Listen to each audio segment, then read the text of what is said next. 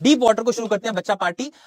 Deep water जो है एक बहुत ही सिंबॉलिक सा लेसन आप देख सकते हैं, इसका नाम जो थोड़ा सिंबॉलिक भी मान सकते हैं और लिटरल भी है, गहरा पानी। When you are in deep water you are in deep trouble, ऐसा बोला जाता है। जब आप गहरे पानी में तो आप डीप ट्रबल में भी होते हैं, तो ये नाम एक तरह से सिंबॉलिक भी है, काफी एप्ट है। चैप्टर लिखा है विलियम डगलस साहब ने, जो कि यूएस हिस्ट्री में सबसे लॉन्गेस्ट सर्विंग जज रहे हैं, सबसे लॉन्गेस्ट सर्विंग जस्टिस रहे हैं, लगभग 36 साल तक एक जज रहे हैं यूएस में। कमाल की बात है ना।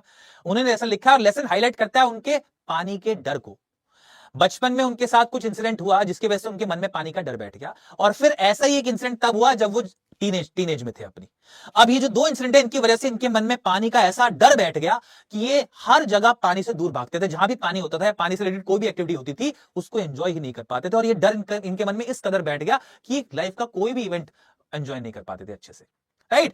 कैसे ये इस डर को ओवरकम करते हैं, कैसे उस डर पे जीत पाते हैं, ये आपको इस लेसन में पता चलेगा। और आप लोगों के मन में भी कोई डर अगर है तो आप उस डर पे कैसे जीत पा सकते हैं, ये आप इस लेसन से सीखते हैं। थीम है इसका courage, courage,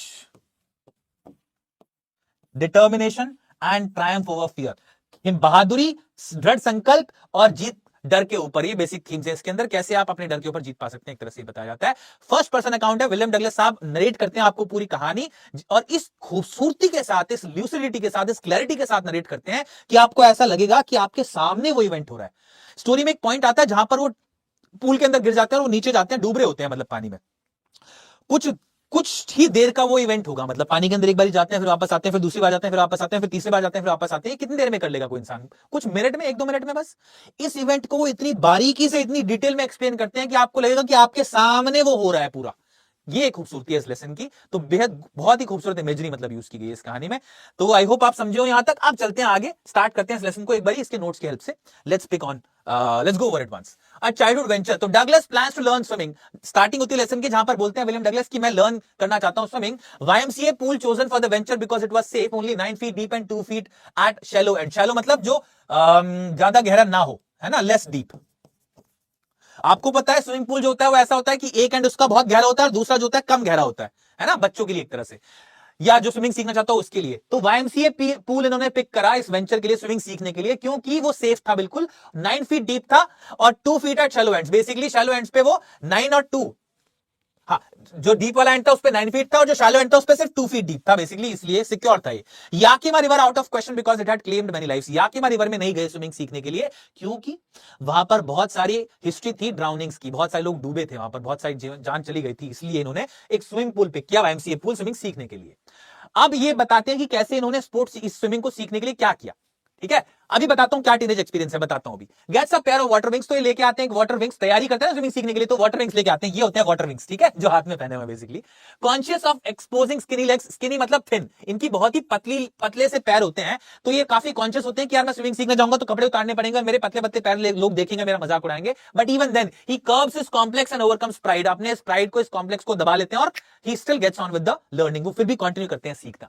aversion to water resurfaces. अब जैसे ही वहां पहुंचते हैं, the aversion result of childhood experience. इनका जो एवर्जन यानी कि जो डिसलाइक है, जो थोड़ा नापसंद करते हैं पानी को, डर लगता है, उससे हेट करते हैं उसको एक तरह से, वो वापस आ जाता है जैसे ये वहां पर पूल पर जाते हैं सीखने के लिए। क्यों होता है ये? Because of a childhood experience. बचपन में एक चाइल्डहुड एक्सपीरियंस था इनका जिसकी वजह से इनको डर लगा था। Had got knock down by waves at California beach. California beach के ऊपर क्या हुआ था, ये अपने पिताजी के साथ जाते हैं एक बारी ऐसे कैलिफोर्निया बीच पर, 4-5 साल की एज में। बड़ी मजबूती से इन्होंने अपने पिताजी का हाथ पकड़ा हुआ था, बट इवन देन वहां पर जो सर्फ की जो वेव्स थी वो बड़ी तेजी से इनके पास आई और उन वेव्स ने इनको नॉक डाउन कर दिया एंड देन इनके ऊपर पूरा दे ब्लू ओवर हिम, मतलब इसके ऊपर आ गई वो, जिसकी वजह से एकदम से इनको सांस आने में दिक्कत हुई, मतलब एकदम से सफोकेट हो गई। ठीक है, father had got knocked down by waves at California beach. Father had taken it lightly, but terror struck Douglas heart. अब पिताजी इसको देख के एकदम से हंसने लगे ऐसे, जब इसको वेव्स ने नॉकडाउन मतलब गिरा देना टक्कर मार के। तो जब वेव्स ने इनको गिराया ना ऐसे टक्कर मार के, तो ये इनका जो बेसिकली जब वेव्स इनके ऊपर चली गई पानी की, तो ये जब होश आया इनको, तो इन्होंने देखा कि इनके पिताजी इनके ऊपर हंस रहे थे। हालांकि पिताजी की शायद इंटेंशन नहीं रही होगी इनको हर्ट करने की, बट एकदम से उन्होंने देखा कि अरे बच्चे गिर गया, पानी इसके ऊपर चला गया ऐसा। हाँ, ये एक्सपीरियंस पिताजी के लिए तो बहुत फनी था, लेकिन डगलस के लिए बहुत ही डीप एक्सपीरियंस रहा, क्योंकि उनके मन में पानी का डर बैठ गया इसके बाद। ठीक है। Years later YMCA pool revived unpleasant memories। अब ये जो मेमोरी एक्सपीरियंस की वजह से मेमोरीज थी ना इनकी, अनप्लेजेंट मेमोरीज, अनप्लेजेंट मतलब जो अच्छी ना हो, वो मेमोरीज इनको फिर से याद आ गई, फिर से रिवाइव हो गई, जैसे YMCA पूल पर गए स्विमिंग सीखने के लिए।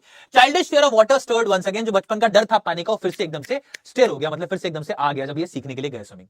Beginning to feel comfortable water. अब कुछ हो ही रहा था कि ये क्या हो रहा था कि कुछ practices by observing and imitating others. Imitating मतलब कॉपी। ये इस पूल में कंफर्टेबल होने लगे थे स्विमिंग सीखने के लिए, और कैसे कर रहे थे, प्रैक्टिस कर रहे थे सब लोगों को देखकर और उनको कॉपी करके। जैसे बाकी लोग स्विमिंग सीखने की कोशिश कर रहे थे, उनको देख देख के कॉपी कर करके ये भी सीखने की कोशिश कर रहे थे और कंफर्टेबल हो ही रहे थे। The feeling of uneasiness begins to disappear. धीरे धीरे जो अनईजीनेस थी ना, अनकंफर्टेबल जो थे पानी के अराउंड, वो धीरे धीरे कम होने लगा था। Gradually confidence builds up. अब धीरे इनका कॉन्फिडेंस बिल्डअप होने लगा। Douglas miss adventure. अब आता है वो पार्ट जो इनको हिला देता है, एक मिस एडवेंचर बताया गया इस लेसन में, और ये इंपॉर्टेंट है, ध्यान से समझिएगा इसको। एक दिन क्या होता है, one day all alone at pool, silence all over, water in the pool absolutely still, has no courage to jump into the pool alone, sits on the side of the pool and waits for more people to join. Soon an 18-year-old boy arrives. क्या होता है एक दिन कि ये pool पर जाते हैं और पाते हैं वहां पर कोई भी नहीं है, बिल्कुल अकेले थे। चारों तरफ बिल्कुल शांति था, पूल के अंदर जो पानी था वो भी बिल्कुल स्टिल था, वो भी स्थिर था, हिल नहीं रहा था पानी अंदर, ठीक है। लेकिन अब अकेले होकर इनकी हिम्मत नहीं हुई कि मैं पूल के अंदर घुस जाऊं, तो ये क्या करते हैं, ऐसे पूल के किनारे बैठ जाते हैं और वेट करते हैं बाकी लोगों का आना। और तभी क्या होता है, वहां पर एक हार्ड मसल वाला, बहुत ही तगड़ी मसल्स वाला एक लड़का आता है, नौजवान 18 साल का बंदा शायद वहां पहुंचता है।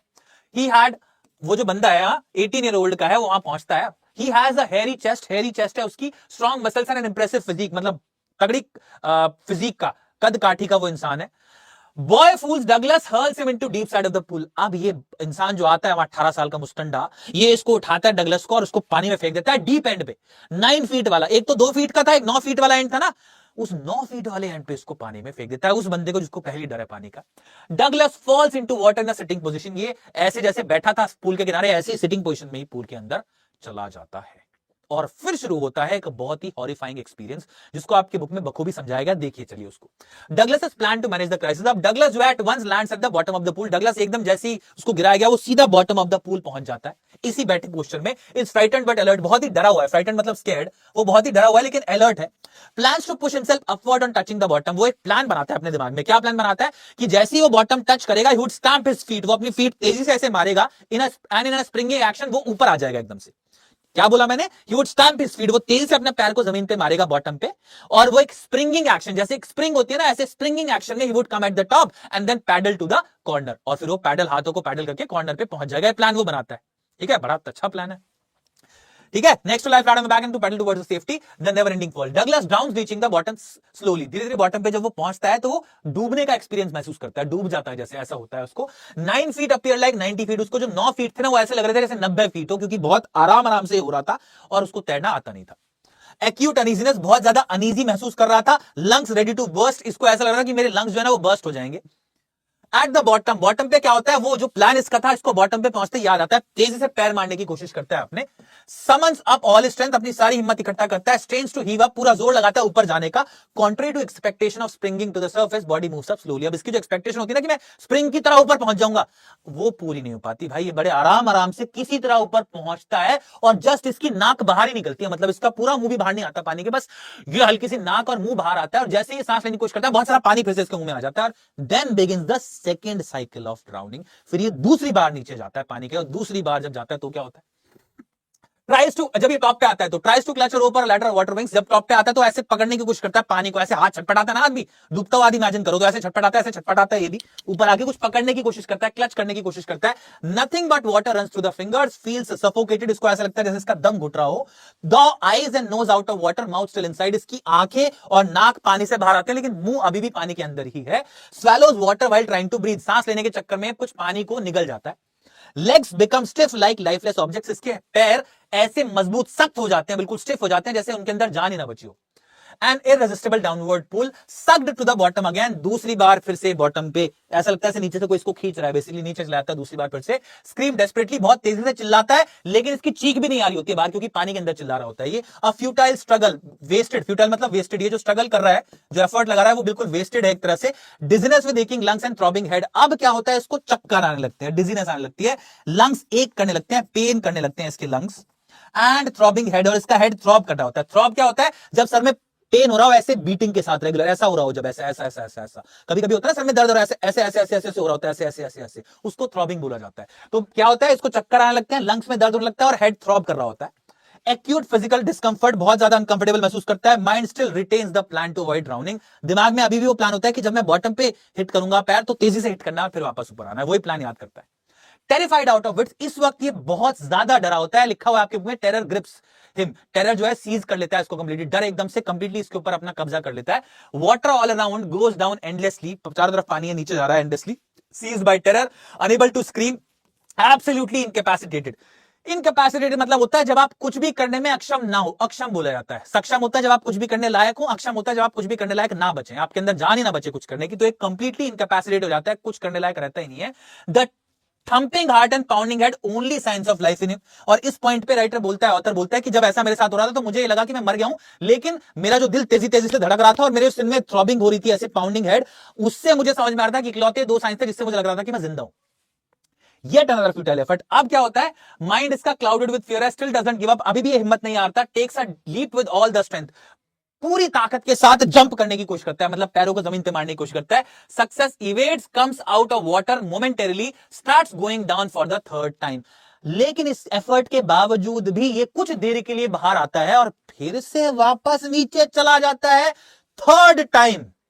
God, the comfort of rescuing arms, Douglas now gives up all efforts. अब तीसरी बार नीचे जाते रहते, ये जितना भी एफर्ट इसने लगाया उसकी वजह से बहुत थक रहा था ये, तो इसलिए गिव अप कर देता है, हिम्मत हार जाता है। Surrenders to the rescuing arms, और इसको ऐसा लगता है कि पानी जो है ना वो इसकी माता जी की जो आर्म्स हैं जहां पर सुकून होता है, ऐसे इसको महसूस हो रहा था पानी के बीच में।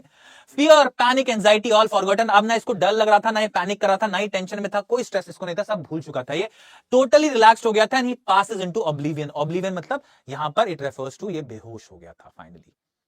ठीक है, इसको तो ऐसा लगा कि मैं मर गया हूं, लाइफ का कर्टेन जो है वो पड़ गया है, मतलब लाइफ का curtain has been put down, life का कर्टेन चला गया और अब जो है मैं खत्म हो गया हूं, मर गया हूं, इसको ऐसा लगा, लेकिन असल मायने में बेहोश हुआ था। अगला जो उसको याद आता है सीन जो होता है ऑथर के साथ, वो क्या, he finds himself next to the pool vomiting, ये पाता है अपने आप को पूल के बराबर में लेटा हुआ और ये उल्टियां कर रहा है, तब इसको एकदम से होश आता है ऐसे।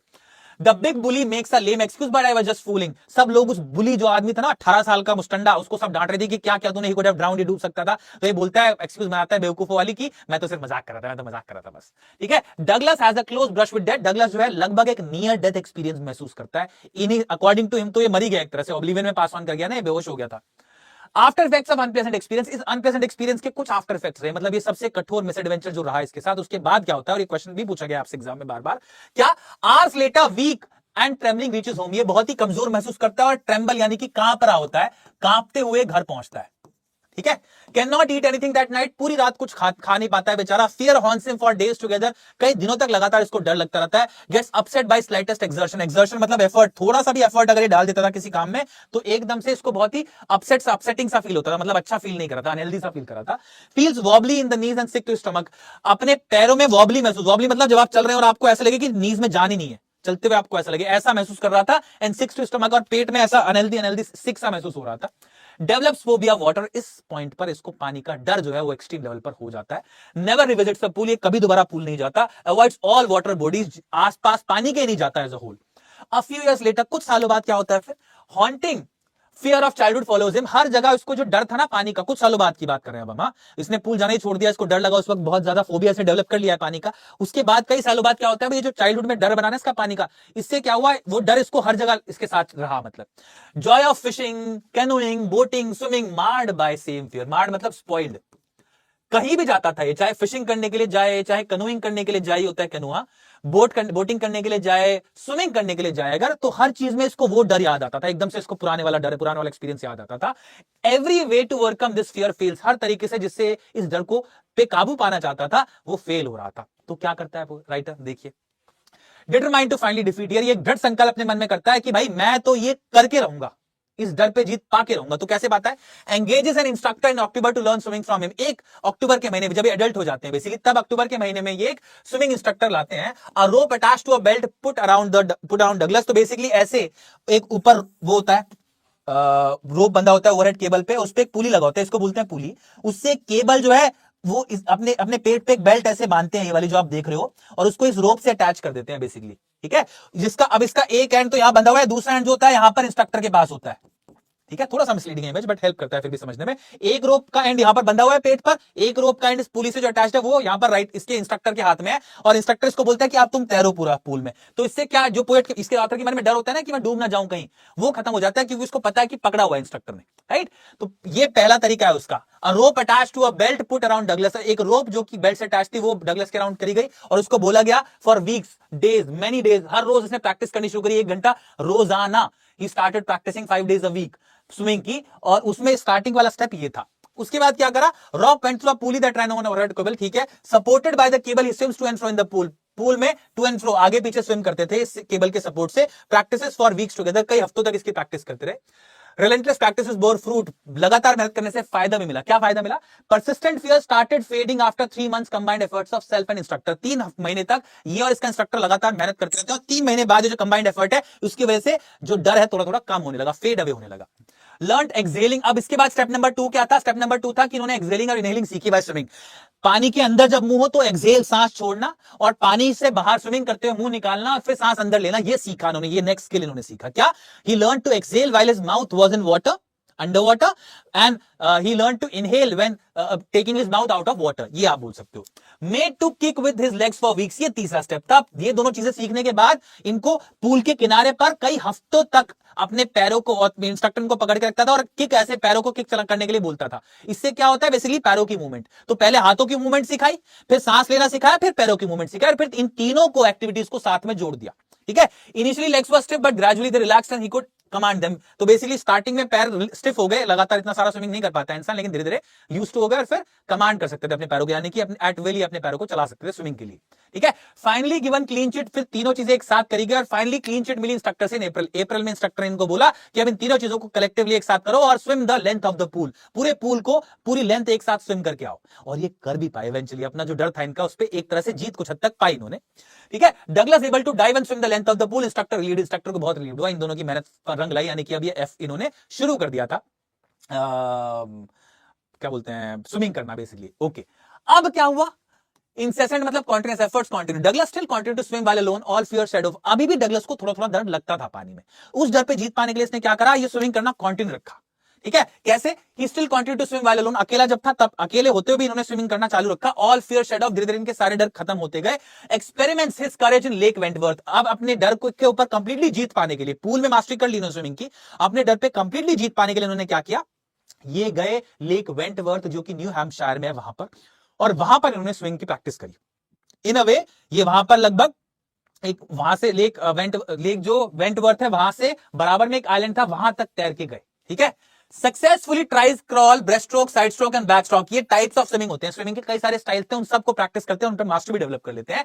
अब एक और टेस्ट होता है इनका आखिरी, इनके मन में भाई बोलते हैं स्टोरी में जब आप पढ़ेंगे लेसन में कि भाई ये जो राइटर है इनको डर लगना बंद हो गया था, लेकिन बीच बीच में वेस्टिजेस थोड़े बहुत रिमेन उस डर के आते थे, कभी कभी इनको दोबारा लगता था वो डर, तो उस डर को कंप्लीटली एलिमिनेट करने के लिए अपने मन से इन्होंने एक आखिरी टेस्ट किया अपना, क्या, he goes to lake warm lake जो था वहां पर ये जाते हैं, dives and swims across the lake, क्या करते हैं, डाइव करते हैं, उसके किनारे पहुंचते हैं, फिर वापस भी आते हैं, ठीक है, बैक फ्रॉम द अदर शोर। एक्सपेरिमेंट कंडक्टेड सक्सेसफुली, इस एक्सपेरिमेंट को कंप्लीटली कंडक्ट करते हैं ये सक्सेसफुली और जीत पा लेते हैं, अपने फियर ऑफ वाटर को कॉन्कर कर लेते हैं, अपने डर को पे जीत पा लेते हैं कंप्लीटली, ठीक है। और larger meaning drawn from the experience, इस एक्सपीरियंस से एक आखिरी जो सलाह आपको देते हैं, this is the concluding part of the lesson, क्या देते हैं आपको, ये बताते हैं कि मैं इस लेसन से क्या सीखा कि death is full of peace, मृत्यु जो है ना, हम सब लोग बहुत डरते हैं मरने से, इसलिए डर लगता है ना, इनको भी पानी में डूब के क्या लगा, मतलब क्यों डर बैठा इनके मन में कि यार मैं डूब के मर सकता था, ड्राउनिंग इन वाटर, ये तो फियर बैठा ना इनके मन में। तो इसके बारे में वो बोलते हैं कि देखिए मृत्यु जो होती है ना, मरना जो होता है, और इन्होंने क्योंकि नियर डेथ एक्सपीरियंस झेला,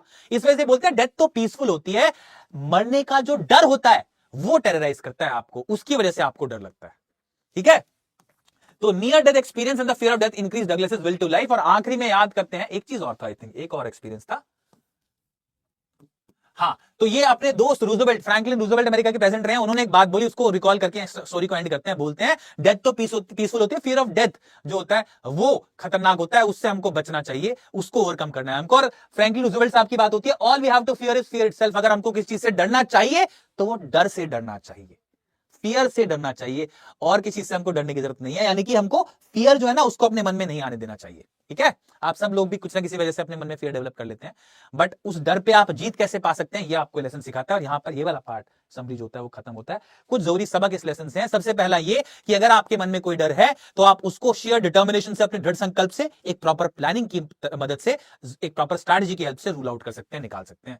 दूसरा ये कि बचपन में हमारे जो एक्सपीरियंसेस होते हैं ना, वो हमारे आखिर तक, जब हम बड़े हो जाते हैं तब तक भी चलते हैं। तो बचपन के जो एक्सपीरियंसेस हैं उनको हम लोग अक्सर इतना स्ट्रांग इंपैक्ट हमारे ऊपर उनका होता है कि वो आखिर तक चलते हैं। और वो ऊंट वाली कहानी जो मैंने सुनाई वो भी यहां पर भी रेलेवेंट है। वो जैसे बचपन में ऊंट को एक बता दिया जाता है ना कि भाई इससे खूंटे से बंध के रहना है, बड़ा होता भी है तो भी वो डर उसके मन में रहता है। तो ये वाली बात भी यहां वैलिड है।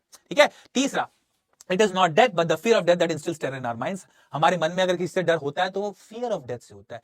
डेथ तो बहुत शांति वाली चीज है भाई, डेथ तो सब कुछ खत्म कर देती है। ठीक है। तो अगर आपके मन में भी कोई डर है उसको ओवरकम करिए इन सारी पॉइंटर्स की हेल्प से। क्वेश्चंस जो लास्ट ईयर आए हैं, इससे एक्सट्रैक्ट बेस्ड क्वेश्चन आया 6 नंबर का, करते हैं उसको। चलिए।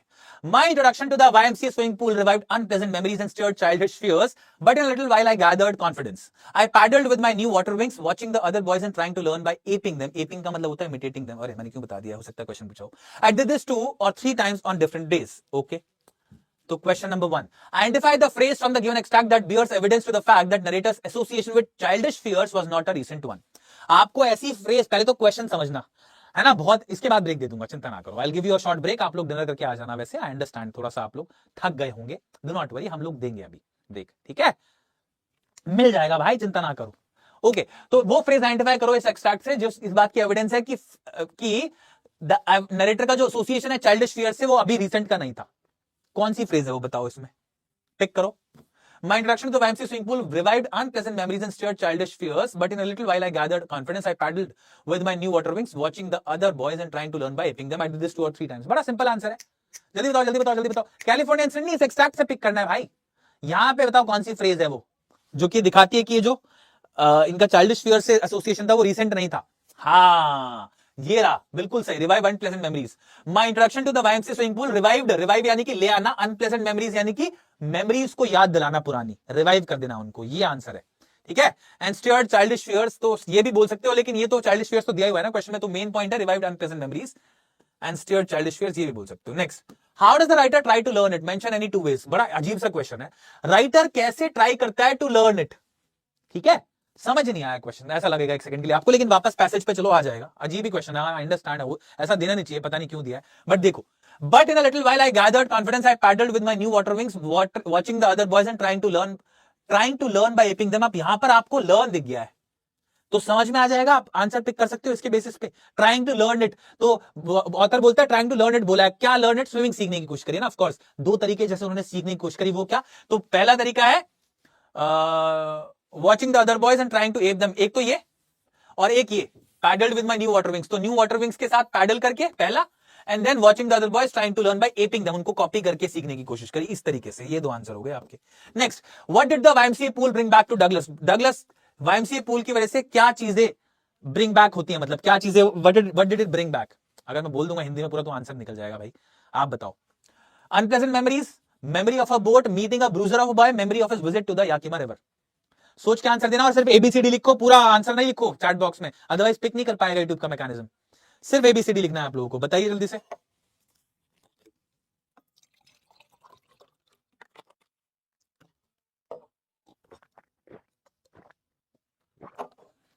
Okay, unpleasant memories, option A is the correct answer. लिखा भी हुआ है एक्सट्रैक्ट में, है ना, सीधा सीधा लिखा हुआ है, ये देखो। Introduction revived unpleasant memories, revived का मतलब ब्रिंग बैक ही होता है, तो ऑप्शन ए बिल्कुल क्लियरली आपको ऑप्शन में दिया हुआ है, इसलिए ऑप्शन ए। बाकी और क्लोज डिस्ट्रैक्टर्स भी हैं तो आप लोग, और वाह क्या बात है, nice.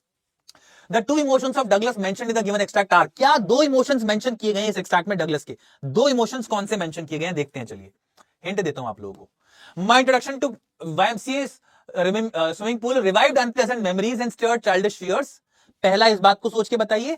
But in a little while I gathered confidence, I paddled with my new wings water, तो ये एक ये और एक ये वाला पार्ट, पहले सेंटेंस से यहां तक, इन दोनों पार्ट में 2 अलग अलग इमोशंस है। कौन कौन से 2 इमोशंस है वो, एक तो फियर या टेरर, बोल सकते हो बिल्कुल सही, फियर ऑफ वाटर या टेरर ऑफ वाटर सिंपली। तो पहला इमोशन क्या है, रिमेंबरिंग फियर ऑफ वाटर या सिंपली टेरर, आप मान सकते हो। पहला इमोशन डर का है। नॉस्टैल्जिक भी कोई बोल रहा है, वो भी इनकरेक्ट नहीं है, सही है वो भी। नॉस्टैल्जिया मतलब पुरानी चीजों को याद करना। तो पहला है फियर या टेरर, और दूसरा क्या है, ये वाला बट अ लिटिल वाला गैदर्ड कॉन्फिडेंस, दूसरा है कॉन्फिडेंस का, बिल्कुल सही। ठीक है, सेल्फ बिलीव का, राइट। तो ये 2 इमोशंस आप बोल सकते हैं यहां पर clearly. Why did Douglas app other boys, Douglas बाकी बॉयज को एप क्यों कर रहा था? क्यों? सिंपल आंसर है इसका। तो इससे इजी क्वेश्चन नहीं हो सकता है बिलीव बोर्ड में। इससे इजी क्या सवाल देगा बोर्ड आपको, है ना? बहुत ही इजी क्वेश्चन है। Why did Douglas app other boys, क्यों क्यों क्यों क्यों क्यों? जल्दी से बताओ, जल्दी से बताओ। टू लर्न स्विमिंग, हाँ स्विमिंग सीखने के लिए, ऑफ कोर्स स्विमिंग सीखने के लिए, right, simple. Next, the writing style of the extract is autobiographical because, ये जो अभी कॉम्पिटेंसी बेस्ड क्वेश्चन है, इस एक्सट्रैक्ट का राइटिंग स्टाइल जो है वो ऑटोबायोग्राफिकल है। क्यों क्यों क्यों क्यों क्यों क्यों? इन अवे आपसे पूछा है कि राइटर ने ऑटोबायोग्राफी क्यों लिखी है, क्यों लिखी है बताइए। बड़ा इंपॉर्टेंट सा क्वेश्चन है, इसका आंसर खुले दिमाग से सोचिएगा, मिल जाएगा। क्यों क्यों क्यों क्यों? सोच के बताओ जल्दी से। टू लर्न स्विमिंग नहीं, पिछले वाले का बता रहे हो अभी। Realistic story, to learn swimming, autobiography, realistically present करना चाहता राइटर हमारे सामने अपने व्यूज। बहुत सही, बिल्कुल सही है बात ये। इससे रिलेटेड जो भी आंसर है वो सही है। राइटर इसको ऑटोबायोग्राफी की फॉर्म में लिखता है, ये एक्सट्रैक्ट ऑटोबायोग्राफिकल नेचर में, so that writer could actually present his experience, his first hand experience and share it directly with the audience in a realistic way. Realistic way में आपके सामने जो हुआ उसके साथ वो आपको प्रेजेंट कर सके, और कर भी दिया उसने, इसलिए तो हमको इतने अच्छे समझ में आया पूरा एक्सपीरियंस उसके डूबने का, राइट। तो ये इस तरह के क्वेश्चन ना, आपको अटपटे से जो क्वेश्चन है उसका बहुत ही सिंपल सा आंसर होगा, ध्यान रखिएगा इस बात को, ठीक है। आपको एक रियल फील दिलाने के लिए, ऑडियंस को एक रियल फील दिलाने के लिए इस एक्सपीरियंस का ऑथर ने इसको ऑटोबायोग्राफी की फॉर्म में लिखा है, ये आप बोल सकते हो, रियलिस्टिक एक्सपीरियंस दिलाने के लिए। Next, okay. I was frightened but not yet frightened out of my wits, says Douglas. Which qualities of the speaker are highlighted in the above statement? बोला है कि अभी कब की बात है, जब राइटर ऑथर जो है ना, जब उसको फेंका उस मुस्टंडे ने पानी में, तो वो पानी के अंदर जब पहली बार जा रहा था तब बोलता है ऐसा कि मैं डरा तो हुआ था but not yet frightened out of my wits, लेकिन मैं ऐसा नहीं था कि बिल्कुल डर गया, पैनिक कर गया, मैं डरा तो हुआ था ऑफ कोर्स, लेकिन I was not frightened out of my wits. इससे क्या क्वालिटीज दिखती हैं स्पीकर की?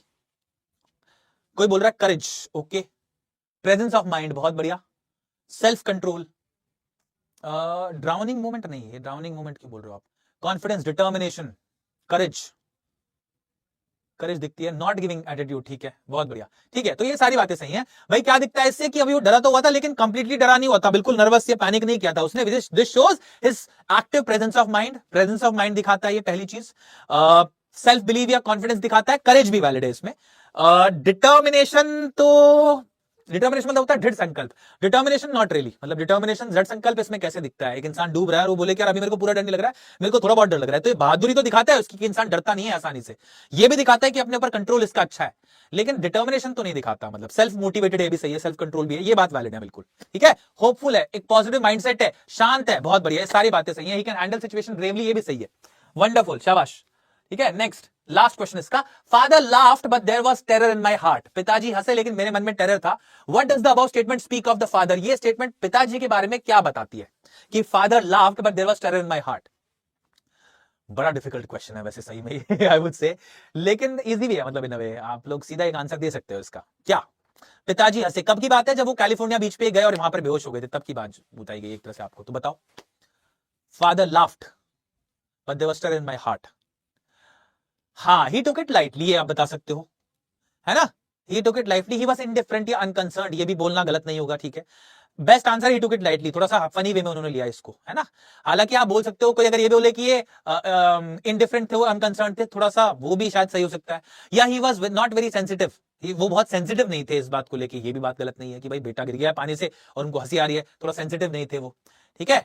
इग्नोरेंट थे, ये भी बोल सकते हो, बट मतलब best answer I would suggest जो थोड़ा सा सेंसिटिविटी को दिखाता है आपके एज अ पर्सन, वो ये कि भाई बाप को पता नहीं चला सिचुएशन का, तो उन्होंने लाइटली लिया बस उसको, ठीक है, थोड़ा लाइटली ले गए ना, फनी वे ले गए उस सिचुएशन को, ये करेक्ट आंसर है भाई, फाइन। इसके बाद मैंने एनसीईआरटी क्वेश्चंस एज यूजुअल आपके सारे क्वेश्चंस अटैच कर दिए, उनके आंसर्स दे दिए आपको, you want to go over them तो कर लीजिएगा। वैसे हमने जो क्वेश्चन पूरा डिटेल में समरी पढ़ी है ना, उससे आपको समझ में आ जाएगा इन सारे क्वेश्चंस को कैसे आंसर करना है, ठीक है। हर एक क्वेश्चन का आंसर है यहां पर। मूविंग